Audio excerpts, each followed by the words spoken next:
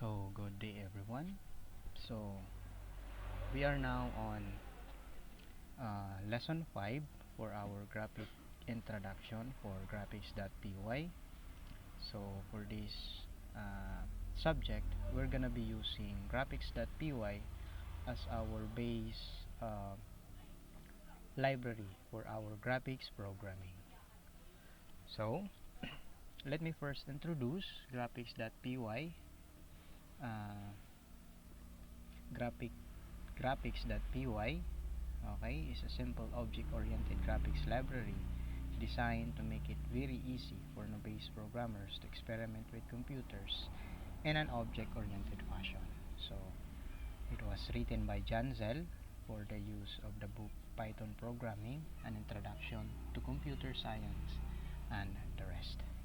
Okay, as you will see also in our course syllabus, so before we discuss about a brief introduction about what is graphics programming, what is 2D, 3D, and then we have like identify the quick facts about OpenGL, and then the most prominent graphic libraries in the industry or in the computer graphics industries. So for now, we're gonna be using graphics.py.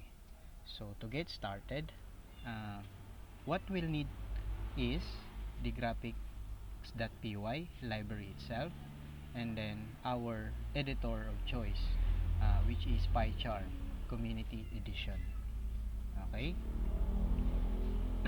Before we go on, so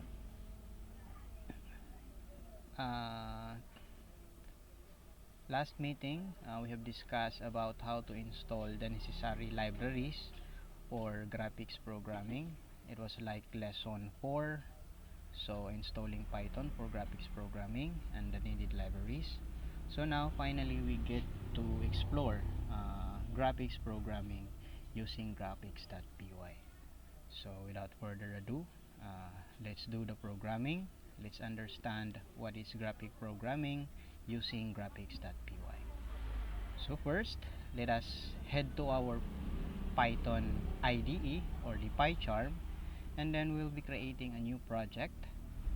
Okay, so in the new project window, so let's you choose where to place or where to place your uh, project. So I will be naming this as let's say my name. Okay, sorry, and then leave the other parameters or settings at ease for a new environment. And then we have like create a main.py or welcome script, so just leave it as is, and then finally hit create. Notice that I've chosen desktop for me to easily see in my computer. So click create, and then let's use this current window, and then we have like it will create a virtual environment for your project. So let's give it a while to load our to load the necessary libraries in order for us to start programming. So out of the box, you have been given a program or a default program. Okay, and then you have like the main.py, and then we have our project name folder, okay, which is my name. So using that, so let's make it simple.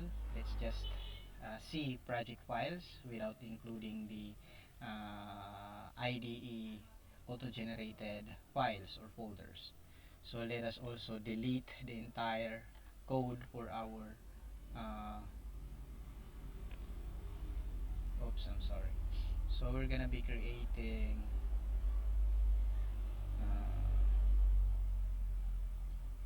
I deleted the project. So let's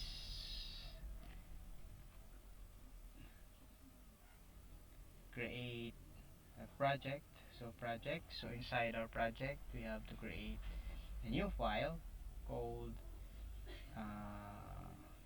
let's say Python file, and then we have like name it as main. Actually, I was just trying to delete the content of the main.py, but anyways, so main.py. So there we go again. So we have now a blank main.py. So just that is just the first part of our programming. So in order for us to be using graphic.py, remember the folder I've created. Let's just copy this one, navigate to the folder where your project is located. So just paste the graphic.py. Okay, and there you go, and then close that, and then head to your IDE. So there we have graphics.py, and then our main program, an empty main program.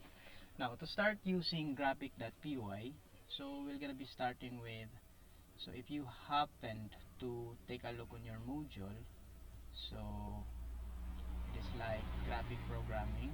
So download this. So we have references or documentation, official documentation for graphics.py library. So this is like the first program, and then we have the graph.win. Okay, so to further understand that, so let's take a look at our presentation. Okay, so I think it's gonna be somewhat like messy. So graphics.program, and then next slide. So this is the example that was mentioned or written on the documentation. So if so happen, so let's try to copy this for the to make our demonstration faster. So paste it on our main.py. Okay, let's just paste it, and then we have now the program. So don't be confused about this hashtag and then importing libraries. That is just a label for the description for the specific line of codes. So if you happen to see a hashtag importing library, that is what is just the program is actually trying to do. So it is importing the graphic input libraries. So and then we have the definition for the main. So this is actually in Python, this is expressed as definition or function in other programming language. And then you can easily take note if a particular function or definition is at the end when it's not indented. So take note of this. So this is a separate line of code. So let's just break down for you to understand. Okay, so we have, so within this definition main, we have each line of code or block of code. So from here up to here, okay, from here down here is just the part of the definition or the main definition. So this is now the function call main. Finally, after defining the main function, you are now going to call your function using this line of code. So this is just a function call. So within this block of code, actually I indicated end of function main. So within this indented, these are all part of the definition main. Okay, so to further break down this, so explaining the code, the first line within the definition main is actually a function call or a variable assignment. Take note of this. This is actually creating a variable and putting it into a win variable using the method graph_win. And then for the graph_win, we have like parameters for the name of the window, and then the, what is this, the height and the width. So 500 is pixel, that is actually pixel. So if you happen to see, I have a demonstration here. So considering that this is a window, so if you are gonna be counting from the height or the x and y. So in Python graphical expression, it is actually pixel. So considering these cells in our spreadsheet are pixels, so this is gonna be your pixel 1, pixel 2, and then and so on. So this is gonna be your x, and this is gonna be your y. Okay, so aside from that, you're gonna also have to take note about the coordinates. Okay, so that is just it. So going back, we have now a function or a assignment, variable assignment for our window, invoking the graph_win method or function and supplying this parameters, the name of the window and the size of the window. So nothing special, so take note of that. Anyways, all the resources and documentations are pretty much explained here: parameters, uses, syntax, etc. And then we have like the C. Now this C is like you are calling or assigning a particular object into a variable. So it so happen that is actually C. C for circle, literally. So he is actually, or the program is actually telling the Python to create a variable and put it into C using this method. So circle, okay, circle, and then inside that circle method there is also a nested function call for points. So these points are actually coordinates. So if you happen to come across with this particular method, point is just a function where a particular object should be placed in your window. So these 250 and 250, the two parameters are just for x and y respectively, and then the last parameter would be for the size or the radius of your circle. Okay, so again, this is also a variable assignment, but for now it is for the circle object that will be placed on your window. So finally, we have to draw it with the following line of code. So after defining the parameters and settings for our circle, now you have to draw it on the window using this code: c.draw and then window. So take note, this window is just the upper part of the code. So take note of the sequence, because usual programming languages executes top to bottom and then left to right. It is always like that. Every programming languages. And then this win.getMouse will just pause the window until the user do something or click something on the window. Okay? So let's try to run this program, and then finally, after getting a event or the getMouse method executed, it is now this line of code here will now be executed, which is close the window. Okay, close the window or the program. So take note of that. These are all the definitions, part of the definition function main, and then finally we get to call our main function. Now, line of code, there are significantly 3 lines of codes here. Okay, we import the library, we define the function, and then we call the function. So never confuse about this one, because these lines of code are just part of your definition. Okay, so now the last line would be calling your function or definition main. So if you're going to run the program, so click run by clicking the play button on your integrated IDE for the PyCharm.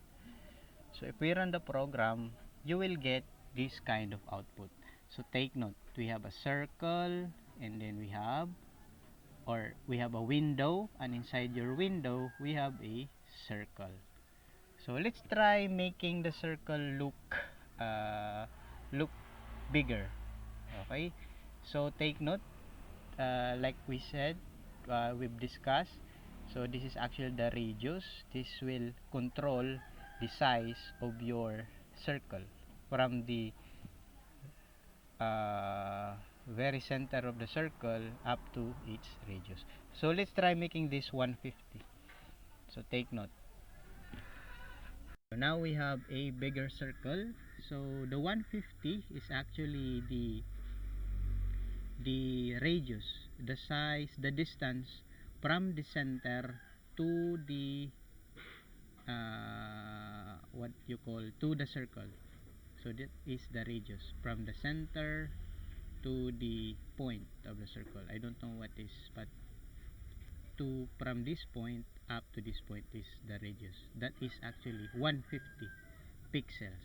So the diameter would be like I don't know, maybe it's like 300 or something.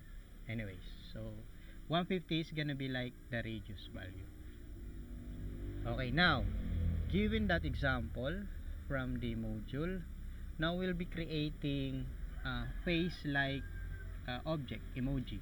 We'll put something like a smaller circle for the left eye, and then a smaller circle also for the right eye, and then a triangle for the nose, and then a rectangle for the mouth.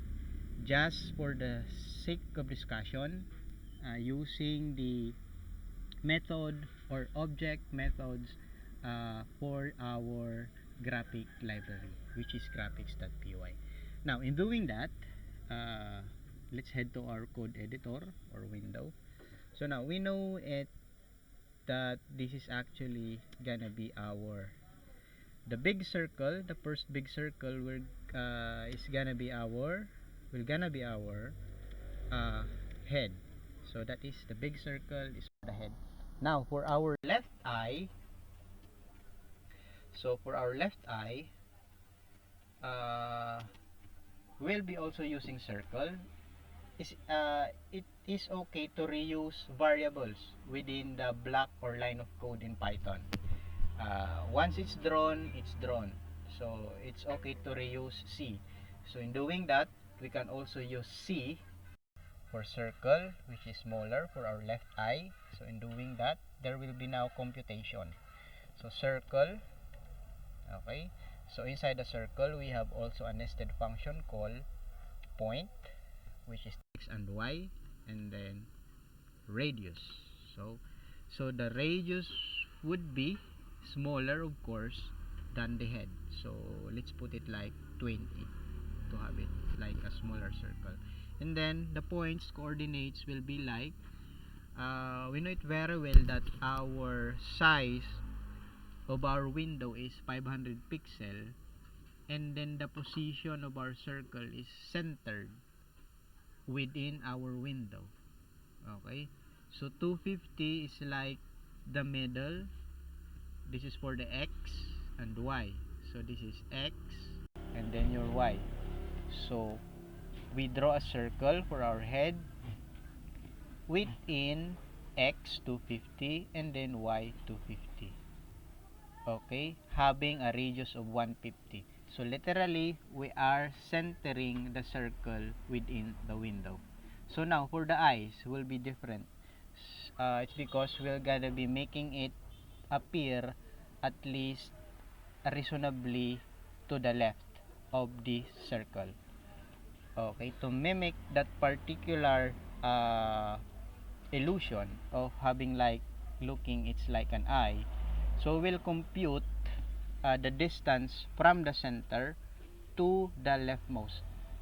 Okay, I hope you are getting the idea. So 250, we know 250 is the middle, and then having like to make it appear uh, to the leftmost or not leftmost, reasonably left from the bigger circle, we will try to have it like so 250 minus something pixels. So I put it like 170.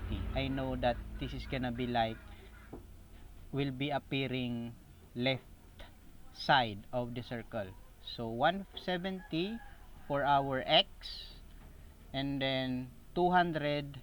I think it's more reasonable to put like so it's for our y, which is the vertical, okay, so let me go back to the presentation, or notice that this is our x, okay, and this is our y. Take note of that. So it's gonna be like, if we are going to have this like x for, let's say, 5, which is equal to, I don't know what is, or have it like 5 or 5 5, or this one 5x, 5 for our x, and then 5 for our y. It's gonna be like this one.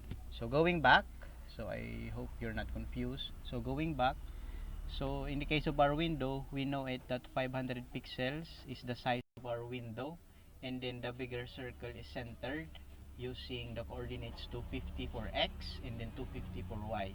Now for our smaller circle, which is the left eye, I just reasonably create a number that is lesser than the middle, so that is 170, to make it appear like it is mostly leaning to the left, or appearing it on the left side of the window. So for our y, I think it's gonna be more like uh, lower than our middle. So 250 is the middle, so let's make it 200 to make it appear like it is upper than the middle. So for the size, of course, let's make it 20 for it to be smaller. And then finally, we draw it to the window using the draw that, or see that draw and then window. So take note of the sequence. We are putting window values and parameters. Okay, this one. So take note of that. So for our left eye, we have now c is equals to circle, point 170 for our x, and then 200 for our y, and then the radius is gonna be like 20. So finally, we make it appear on our window by using this c.draw.win. So if we are going to run that, okay, now you will see it appears that it is like leaning to the left, or it is appearing left side most of our circle. Now for our right eye, so just the same, just copy this one, okay, for your programming to be more faster, and let's just make it this, right? And then now the x would be, of course, it's the target is to appear it to the right, so we'll make this, of course, 250 is the middle, and then we can have it like, for our right eye, we can have it like 250 plus 170 minus 250, it's like 80 pixels. So 80 pixels plus 250 is equals to 330. Do the math. Okay, so once you familiarize the proper grid coordinates, you will have no problem. So I just, pre-calculated everything to make it appear like it's a face. Okay, and then for our y, it is also 200. Okay, the same y, the same alignment for the y, and then the size also is 20. So finally, we do the code and see that draw that win. So if we try to run the code again, okay, so there you have, it mimics a particular, a head for the bigger circle, and then a smaller circle for the left eye, and the right eye for a smaller circle for the right eye. Now for the nose, we'll be using now a object named polygon. So entirely from the example, we use circle for the head, for the left and the right eye. Now we will use, for the nose, we will use polygon. So polygon, expressed in p, again, let's put it in a variable. So now polygon will be like, okay, polygon, the same thing with circles. Polygon objects accept parameters in a given point. So for polygons, specifically for triangles, you're gonna be having like minimum of 3. Okay, 3 points for a triangle. So for a triangle, again, let's try to put point. Okay, point. So for our first point, for the nose, so let's make it appear for our x and y 250. So let's center it. Okay? And then for our next point, okay, for our next point, it's gonna be like, I think it's lesser than the middle. So let's make it like for our polygon, reasonably lesser than the middle is 220 for your x. And then for your y, or the distance from the top of the window, let's make it like, okay, 280, 30 pixels, I'm sorry, 30 pixels. And then for our third point, let's make it like uh, 280, I guess. So 280. So take note of the sequence. So this is, we are actually creating polygon, triangle specifically. So 280 for our x, and then 280 also for our y. Same is true with the second point. Okay? Did we get that right? So I'm sorry, this is gonna be like 280. So 280 to mimic a particular appearance of a triangle.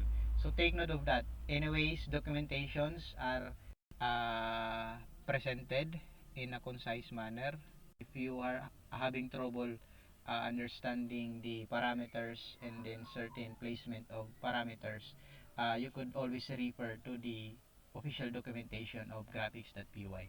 So finally, we could draw our polygon by using also the draw, and then of course our window.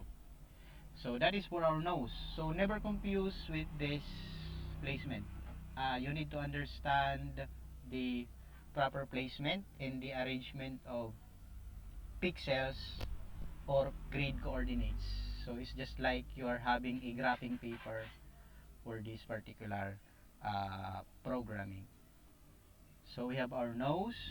Finally, if we will run it, okay, there you have a seemingly appearance of a nose expressed in a triangle. Okay, and then for our mouth, finally, lastly, to make our facial object look appear like it's like a face. So now we are go for our mouth, or what is your mouth? I think mouth. Yeah, mouth. Oh yes, sorry. So for our mouth, we're gonna be using rectangle object. So for that, we're gonna using R for rectangle, and then we draw rectangle, having it like. So for rectangle, you need only 2 points.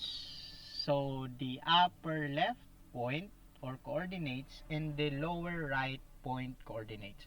What do I mean? So, for example, so to create a triangle in a particular window, we'll just need to create or to define 2 points. So one is the upper left. So let's say for example we have like point coordinates. We have like 5 or E5 for coordinates. This is our X and this is our Y. So the first point for our rectangle is this one, for example, and then the second point will be like this one.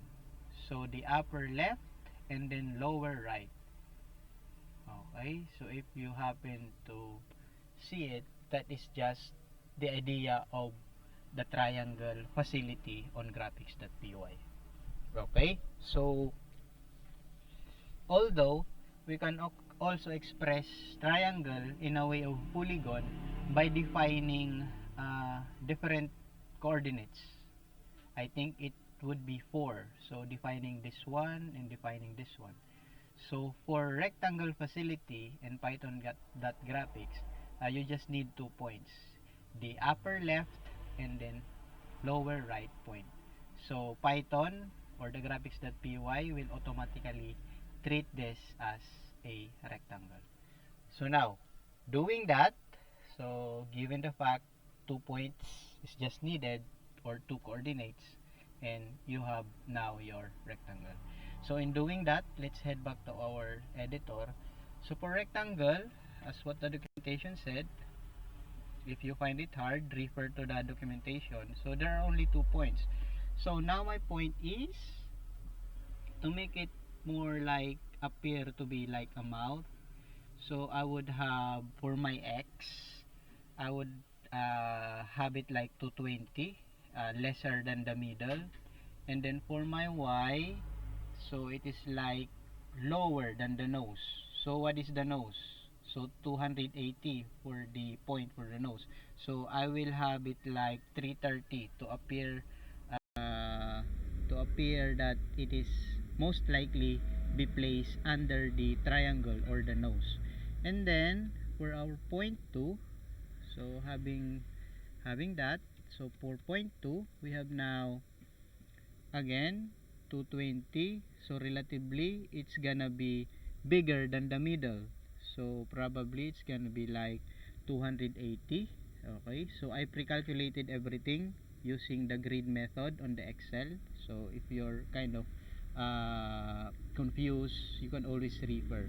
And then the 36 for our lower right coordinates for Y will be like, so we know this is 330, so in order for it to be 30 pixel thick, so let's make it like 360 to make it appear like a thick mouth, or it's a opening mouth. And then after that, again we have to R that draw, and then yes, window, of course. We reuse window each time we make an object in our window or on our window. So finally, if we will be running the program, you will now have a face like emoji using Python graphics, specifically using graphics.py. So there you go. That is the whole program. So a few lines of code. We imported the library graphics.py, and then we draw specific objects to be placed on a specific parts of the window using the point method, and then utilizing the grid coordinates system using X and Y. So that's it for your exercise. So few lines of codes are actually expressed in a detailed manner. That's the beauty of Python. It's considered a high level programming. It seems, or it's as if that you're talking directly to a person or a programming language in a high level fashion. There is no given open and close curly brackets to end a particular function. It's basically a high level language. So first we import the graphic library, and then we define our function main. Okay, having the code to draw a polygon, to draw objects, etc. And then we use the functions of the window to get mouse to pause temporarily the window to see the output. And then finally we call the function main to display or to run our program. So that's it for this particular lecture. Now for your assignment, uh, if you will refer to the proper or to the official documentation of graphics.py, I want you to put some decorations uh, about this particular program. Perhaps I will give you example. So this is our head.